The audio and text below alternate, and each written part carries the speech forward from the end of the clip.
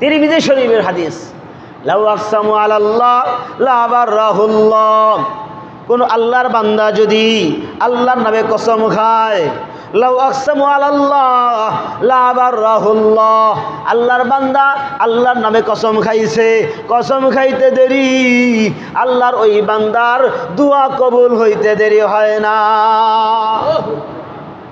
প্যারা হাজিরি, এই জন্য আমরা তো আল্লাহর পেয়ারা বান্দা হতে পারি নাই, আল্লাহর মাহবুব বান্দা হতে পারি নাই।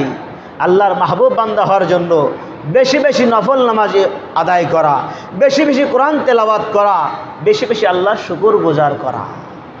আল্লাহ যে হালাতে দিয়েছেন এই হালাতে আলহামদুলিল্লাহ। রাসূল করিম সাল্লাল্লাহু আলাইহি ওয়াসাল্লাম বলেন, দুনিয়া হলো আখিরাত কামানোর জন্য। আর দুনিয়া জিফাতুন ওয়া তালিবুহাল কিলাব। আল্লাহ নবী বলেন, পৃথিবীর মানুষেরা রে, আরে পৃথিবীর মানুষ শোনো, দুনিয়াটা হলো নাপাক, জিফা। এই যে কুকুর তার নাপাক খাওয়ার জন্য ব্যতিব্যস্ত হয়ে যায়, গরু মারা গেলে কুকুর তার গরু খাওয়ার জন্য ব্যস্ত হয়ে যায়, শকুন গরু খাওয়ার জন্য ব্যস্ত হয়ে যায়। নবীজি বলেন, আর দুনিয়া জিফাতুন ওয়া তালিবুহাল কিলাব, কুকুরে কি করে, সেটা ব্যতিব্যস্ত হয়ে যায় খাওয়ার জন্য।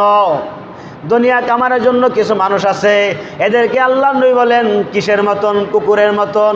ওই কুকুর, যেই কুকুর মারা গোস্ত খাওয়ার জন্য পাগল হয়ে যায়, যারা অসৎভাবে দুনিয়া কামানোর জন্য ব্যতিব্যস্ত হয়ে যায়, যেই নেতা খেতারা, যেই নেতারা, যেই পাতি নেতারা দুনিয়া কামানোর জন্য নেতৃত্ব চায়, তারা হলো ওই মরা জন্তু কুকুরের মতন।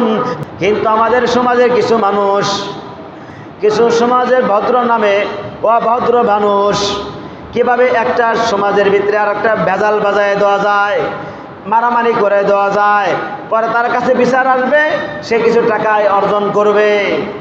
এরকম বুদ্ধি নামে কুবুদ্ধি দিয়া সমাজের কিছু মানুষ সমাজকে নষ্ট করতে চায়, ঠিক না বা ঠিক? আল্লাহ তাআলা আমাদেরকে এই ধরনের খারাপ সমাজ থেকে আল্লাহ তাআলা আমাদের হেফাজত করুন। জবান খুলে বলুন।